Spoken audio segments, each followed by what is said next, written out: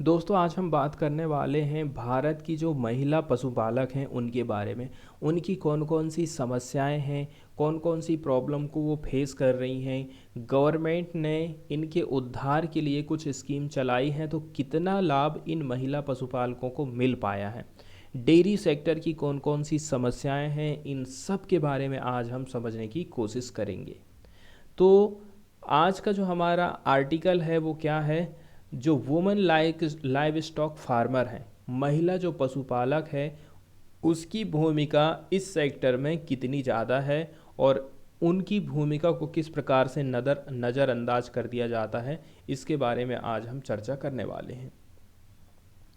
तो हमारा जो लाइव स्टॉक सेक्टर है, हमारा जो पशुपालन वाला क्षेत्र है, उसकी बात सबसे पहले यहाँ पर बताई जाती है। तेज़ी के साथ में ये ग्रो कर रहा है, रैपिडली ग्रो हो रहा है। रूरल इकोनॉमी ऑफ इंडिया की यदि हम बात करें तो भारत का जो ग्रामीण क्षेत्र है उसमें पशुपालन तेज़ी के साथ में बढ़ते जा रहा है। भारत के देश की जितनी भी आय हो रही है नेशनल इनकम, उसका 5% हिस्सा यहीं से आ रहा है और 28% ऑफ एग्रीकल्चर जीडीपी, एग्रीकल्चर से जितनी भी कमाई हो रही है, जितना भी उसका जीडीपी में हिस्सा है, उसका 28% हिस्सा कहाँ से आ रहा है, लाइव स्टॉक सेक्टर से आ रहा है। 2018-19 का ये डाटा बताया जाता है। पिछले 6 साल की हम बात करें तो जो लाइव स्टॉक सेक्टर है, पशुपालन सेक्टर है, 7.9% की दर से बढ़ते रहा है, जबकि जो क्रॉप फार्मिंग है वो मात्र 2% के हिसाब से बढ़ पाई है। मतलब यदि कोई किसान है जो कि पशुपालन कर रहा है तो उसकी जो वृद्धि दर है वो 8% के हिसाब से बढ़ रही है, लेकिन वहीं यदि मैं गेहूं और धान की खेती कर रहा हूं तो जो मेरी जो वृद्धि है वो 2% के हिसाब से ही होने वाली है।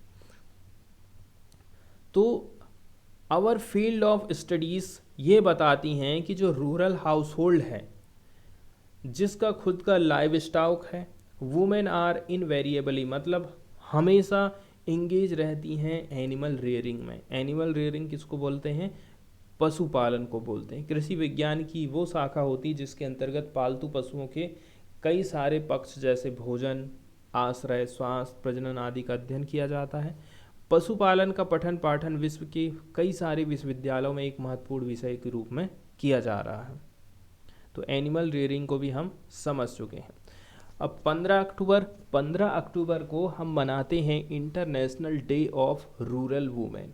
ग्रामीण महिलाओं की क्या भूमिका है, क्या क्या चीज़ वो फेस कर रही हैं, क्या क्या उनकी समस्याएं हैं, उन्हीं को ध्यान में रखते हुए, उनके महत्व को ध्यान में रखते हुए international day of rural women celebrate किया जाता है। तो हमें ज़रूरत है कि हम रिकॉग्नाइज करें महिलाओं का रोल आखिर क्या है लाइव स्टॉक रियरिंग में, and to include women in all facet of livestock development.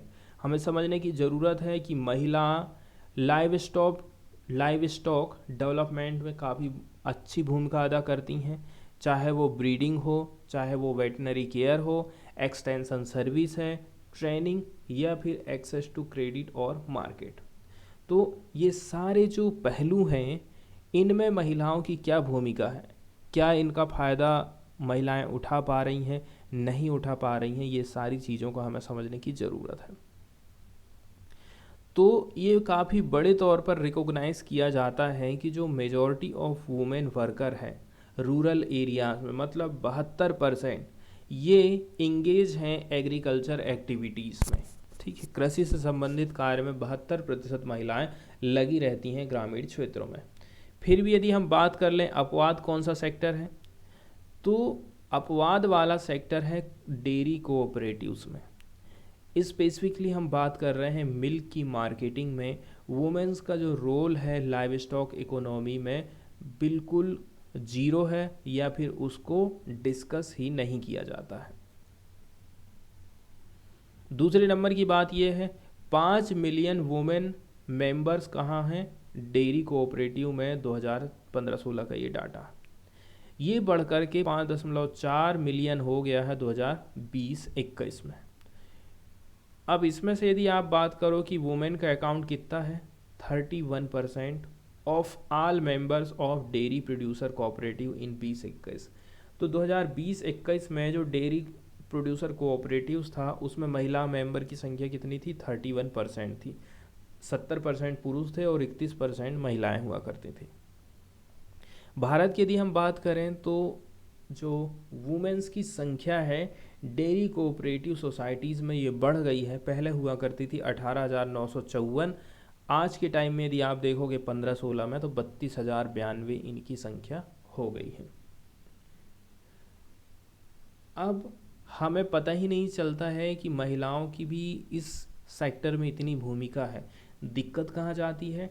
Data के कलेक्शन में जाती है। इनसे रिलेटेड डाटा को कलेक्ट ही नहीं किया जाता है तो लोगों को पता ही नहीं रहता है।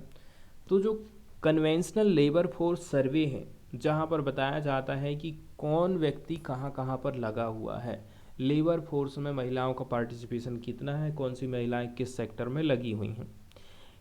तो जो कन्वेंशनल लेबर फोर्स सर्वे है वो फेल हो गया है, वो एक्यूरेट तरीके से रिकॉर्ड नहीं कर पाता है महिलाओं के वर्क को जो कि लगी हुई हैं लाइव स्टॉक राइजिंग में फॉर मैनी रीजन्स। इसके कई सारे रीजन्स हो सकते हैं। तो डाटा कलेक्शन में कई सारी समस्याएं हैं।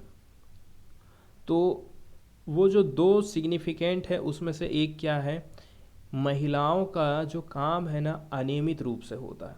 शॉर्ट स्पेल्स में ये काम करती हैं पूरे दिन भर and often carry out with in the home state. घर में ही रहकर इनको काम करना है एंड वुमेन ऑन रिस्पॉन्स, और इसमें महिलाओं की खुद की जिम्मेदारी रहती है। इसके चलते चलते ही इनको हम इनसे यहाँ से कोई डाटा हमको मिल नहीं पाता है।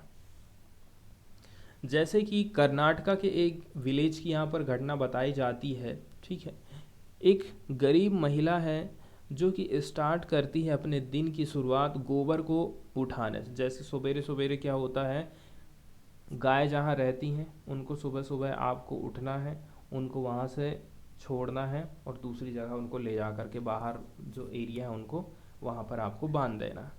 सबसे पहले जब आप सुबह उठे, गायों को एक जगह से दूसरी जगह बांधे, तो जहाँ रात भर वो रही थी उस जगह के आपको गोबर को, पेशाब को साफ करना पड़ता है।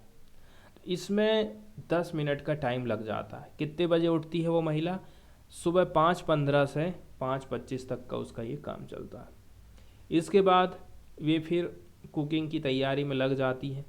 थोड़ी देर बाद क्या काम करती है, वो गाय धोने में लग जाती, तो इसमें उसको लगभग 25 मिनट लग जाते हैं। And swept and wash the shed for around 30 minute. इसके बाद जहाँ पर वो गाय को बांधती है उसकी साफ सफाई करती है, इसमें भी उसको 30 मिनट लग जाता है। जैसे ही उसके घर का काम कंप्लीट होता है, she went to work on a construction site. इसके बाद फिर वो क्या है, मजदूरी में चली जाती है। मजदूरी में जाती है तो क्या काम करती है, 2 गाय अपने साथ में लेकर के जाएगी और उनको खेत में बाहर बांध देगी जहाँ पर उसकी साइड में काम चल रहा है, ताकि गाय जो है वहाँ पर चरती रहेगी। जब वो शाम को घर आएगी फिर से गाय का दूध दुहेगी, उनको चारा डालेगी, इसमें लगभग उसको 40 मिनट लग जाते हैं। फिर जब उसका खाना हो जाता है तो वो एनिमल्स को फिर से चारा, धान, भूसा प्रोवाइड करती है लास्ट बार। ठीक है, मतलब ये जो महिला है 3.5 घंटा दे रही है पशुपालन से संबंधित काम में, which were all combined with household duties. ठीक है, इसमें आप देखोगे घर के काम भी उसको करना है। तो इस प्रकार का जो पैटर्न आप देख रहे हैं, ये जो काम है इसको आप रिपोर्ट नहीं करते हैं लाइव स्टॉक राइजिंग में इकोनॉमिक एक्टिविटी में महिला की भूमिका है करके। ठीक है, क्योंकि वो थोड़े थोड़े करके अपना काम कर रही है। हम बात कर लेते हैं महिलाओं के पार्टिसिपेशन को लेकर के। ठीक है, यदि हमें स्पष्ट रूप से देखें ना तो 12 मिलियन ग्रामीण महिलाएं, ठीक है, ये वर्कर के रूप में काम करती हैं लाइव स्टॉक राइजिंग में। एक एस्टिमेट है, एक अंदाज़ा लगाया गया है एम्प्लॉयमेंट एंड अनएम्प्लॉयमेंट सर्वे 2011-12 के अनुसार। फिर भी ठीक है, आप ये देखोगे कि जो क्लियर डेफिनेशन है, हम ये एस्टिमेट लगाते हैं कि लगभग 49 मिलियन रूरल वुमेन इंगेज थी किसमें, लाइव स्टॉक की राइजिंग में। शॉर्टकट में कहें तो वुमेन एक्चुअली इंगेज है लाइव स्टॉक इकोनॉमी में, वर 4 टाइम्स द ऑफिशियल एस्टीमेट। सरकार जितना कह रही है उसका 4 गुना महिलाएं जो है पशुपालन से संबंधित काम में लगी हुई हैं। इसका मतलब ये है, और ये जो पॉपुलेशन है काफ़ी बड़ी पॉपुलेशन ग्रामीण सेक्टर की यदि हम बात करें तो कुछ आंकड़े थे इंडिया के फर्स्ट नेशनल टाइम यूज सर्वे इन 2019 इस बात का समर्थन करते हैं, इस फाइंडिंग का।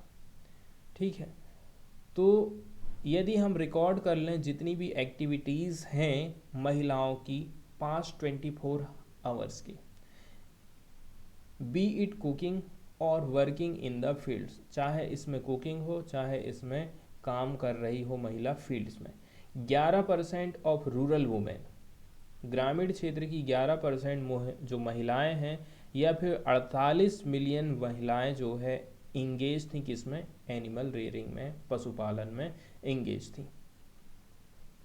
इसके अलावा जो डाटा हम देखे थे विलेज सर्वे से कंडक्टेड कराया गया था foundation for agrarian studies Karnataka में। इससे ये पता चलता है कि जो प्रत्येक घर है, प्रत्येक घर में आप देखोगे तो मिल्क वाला एनिमल आपको मिल जाएगा। Are the animals that make milk. Milk animal किनको बोलते हैं, जो कि हमें दूध देने का काम करते हैं। इसमें आ जाते हैं गाय, इसमें आ जाती हैं भैंसें, इसमें आ जाती हैं बकरियां, काउ गोट्स और बफेलोस। तो एक जो महिला है एटलीस्ट स्पेंड कर रही है 2 घंटे एक दिन में एनिमल रेयरिंग के मामले में। तो ये जो है ना as much as 7 to 8 hours, 7 से 8 घंटा हो जाते हैं सम केसेस में, depending on the factor such as number and type of animals, कितने पशु हैं उस घर में, ठीक है, किस किस टाइप के एनिमल हैं, और सीजन के ऊपर भी निर्भर करता है। सीजन का मतलब ये है when fodder was not easily available, ऐसी कंडीशन जहाँ पर चारा आसानी से अवेलेबल नहीं हो रहा है तो हो सकता है महिलाओं को दूर दराज क्षेत्रों में जाना पड़ता हो घास काटने के लिए या फिर उनको चराने के लिए। एडिशनली हम बात कर लें पशुपालन की, तो ये जो एक्यूपेशन है काफ़ी ओल्ड, काफ़ी पुराना है, लेकिन यहाँ पर आप ये देखोगे ज़्यादा एजुकेटेड महिलाएं काम नहीं करती हैं और वुमेन इसमें लगी हुई हैं ग्रामीण क्षेत्रों में। नेशनल लाइव स्टॉक पॉलिसी 2013 की हम बात करें, जिसका उद्देश्य है हमें जो है लाइव स्टॉक के प्रोडक्शन को बढ़ाना है, इसके साथ साथ में productivity in sustainable manner, productivity को भी बढ़ावा देना है सतत विकास के दृष्टिकोण से, कंटिन्यू इसमें वृद्धि होते जाना चाहिए। इसमें यह कहा गया है कि 70% of labour for the live stock sector comes from women. अब आप सोच लीजिए यहाँ पर डाटा क्या बता रहा है कि एनिमल रेयरिंग के सेक्टर में यदि हम बात करें तो 70% हिस्सा ऐसा है, 70% हिस्सा ऐसा है जो कि महिलाओं से शामिल है। इसका एक उद्देश्य ये भी था इस पॉलिसी का कि हमें कैसे भी करके महिलाओं को एम्पावरमेंट प्रोवाइड करना है, उनकी जो समस्याएं हैं उनको हमें निपटाना है। National live stock mission, shortcut में कहें तो NLM 2014-15, इसको इनिशिएट किया गया था ताकि डेवलपमेंट कर सकें हम लाइव स्टॉक सेक्टर का। इसमें फोकस रहेगा किसमें, availability of feed and fodder, पशुओं के लिए चारा पानी पर विशेष ध्यान दिया गया था। इसके साथ साथ में एक्सटेंशन सर्विस प्रोवाइड करी गई थी। इसके साथ साथ में improved flow of credit to livestock farmer, ये बात का भी ध्यान रखा गया था कि जो किसान हैं उन लोगों को आसानी से लोन मिल जाए। यही सब जो है एक्सटेंशन सर्विस में आ जाती हैं। फिर भी यदि हम ये देखें कि जो NLM स्कीम आई थी, इससे वुमेन लाइव स्टॉक फार्मर्स को कितना बेनिफिट मिला है ये यहाँ से बिल्कुल भी क्लियर नहीं हो पाता है। The policy proposes that state government allocate करेगी 30% of fund from centrally sponsored scheme for women. Policy क्या कह रही है, केंद्र सरकार ने यदि 100 रुपये भेजा है तो उसमें 30 रुपया जो पैसा है राज्य सरकार देगी, किसको, महिलाओं को। इसमें सेंट्रल द्वारा स्पॉन्सर्ड की गई स्कीम आती है, लेकिन यहाँ पर किसी भी प्रकार का लॉजिक नहीं है 30% की कोटा का। ठीक है, मतलब केंद्र सरकार 100 रुपये दी है तो 100 रुपये राज्य सरकारों को दे देना चाहिए, लेकिन 30% आप दे रहे हैं तो इसका किसी प्रकार का लॉजिक ठीक बैठता नहीं है।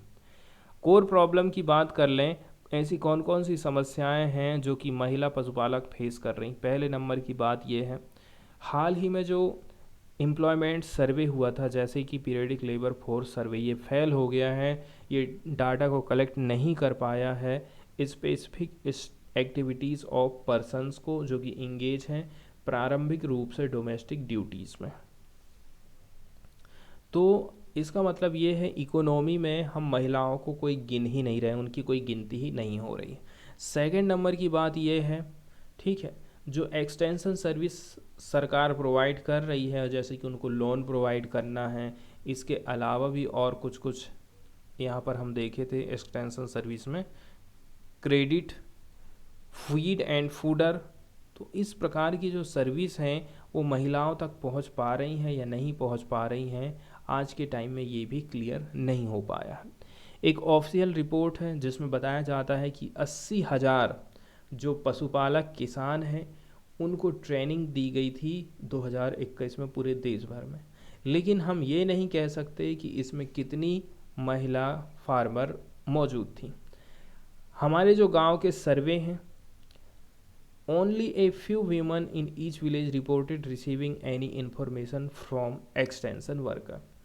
गांव में जाकर के आप देख लोगे तो एक्सटेंशन वर्कर की जानकारी आज के टाइम में किसी भी महिला को नहीं है। वुमेन जो है इन्फॉर्मेशन चाहती है but wanted it nearer home, लेकिन वो चाहती है कि घर के पास में ही मुझे मिल जाए। And 8 times when they were free, और उस टाइम जब मैं फ्री रहूं उस टाइम में मुझे इन्फॉर्मेशन मिले। तीसरे नंबर की बात यह है, कुछ ग्रामीण सर्वे ये बताते हैं जो गरीब घर की महिलाएं हैं, ठीक है, जिसके पास में कोई गिरवी रखने के लिए कुछ है ही नहीं, उनको बहुत दिक्कत जाती है लोन लेने के लिए। यदि उनको लगता है कि मुझे एक बढ़िया नस्ल की गाय खरीदना, यदि मेरे पास गिरवी रखने के लिए कोई चीज़ है ना, नहीं है ना, तो बैंक मुझे लोन देने वाला नहीं है, मैं कितना भी माथा पटक लूँ। ठीक है, लगभग 15 लाख नए किसान क्रेडिट कार्ड प्रोवाइड किए गए थे किसानों को, ठीक है, किसान पशुपालकों को केसीसी स्कीम के अंतर्गत 2022 में, लेकिन ये इन्फॉर्मेशन बिल्कुल भी नहीं है कि इसमें कितनी महिला पशुपालक शामिल है। चौथे नंबर की बात ये है, जो महिला पशुपालक होती हैं ना, उनको टेक्निकल नॉलेज बहुत कम रहता है। एनिमल की ब्रीडिंग किस प्रकार से होगी, किस प्रकार से वो बच्चों को जन्म देती हैं गायें, इसके अलावा जो वेटनरी केयर है, इन सब की जानकारी उनको बहुत कम रहती है। ठीक है, गांव के सर्वे ये बताते हैं जो पुरुष है ना, invariably perform this specific task and took animal for artificially insemination. मतलब कि कृत्रिम जो गर्भाधान है, इसके अलावा जो स्पेसिफिक टास्क है वो पुरुष द्वारा ही किए जाते हैं। 5वें नंबर की बात कर लें, ग्रामीण अध्ययन ये भी बताता है कि महिलाएं अवेयर नहीं हैं composition and function of dairy board. Dairy board क्यों बनाए गए हैं, क्या उनका काम है, महिलाएं बिल्कुल भी इसके बारे में नहीं जानती। और जो मेन एक्सरसाइज डिसीजन वो लेती हैं डेयरी कोऑपरेटिव्स में, मतलब कि उनके जो डिसीजन है कौन लेते हैं, पुरुष लेते हैं, आप ये समझ लीजिए। आगे की राह यदि हम बात कर लें तो जो इतना बड़ा आर्टिकल आप देखे हैं, इसी में से आगे की राह भी हमारी निकल करके सामने आ जाती है। ऐसी कैटेगरी के जो पीजेंट रहते हैं ना, ऐसे किसान जो कि लैंडलेस हैं या फिर गरीब हैं, जो कि ऐसी कैटेगरी के अंतर्गत आते हैं, तो इनकी जो आवाज़ है बहुत कम ही सुनी जाती है। लाइव स्टॉक इकोनॉमी की हम यदि बात करते हैं तो महिलाओं का जो लेबर है, वुमेन्स का जो लेबर है, काफ़ी क्रिटिकल माना जाता है। It follows then that women should be included in every stage of decision making decision making में महिला को इंक्लूड करना बहुत ज़्यादा ज़रूरी है। ऐसा नहीं होना चाहिए कि पुरुष ऑर्डर दे रहा है और महिला काम कर रही है। इसके साथ साथ में यदि सरकार किसी भी प्रकार के डिसीजन ले रही है तो उसमें आपको महिलाओं को आगे रखना पड़ेगा। And development of the live stock sector, आज के टाइम में ऐसा हो गया है women live stock worker invisible है। हमें पता ही नहीं चलता है कि महिलाएं भी पशुपालन का काम कर रही हैं और उनकी गिनती इकोनॉमी भी नहीं होती। जब इकोनॉमी में उनकी गिनती नहीं होगी, ऑफिशियल डाटा सरकार का दिखाएगा ही नहीं, तो सरकार उनके लिए भी फिर किसी प्रकार की योजना भी लेकर के आने वाली नहीं है।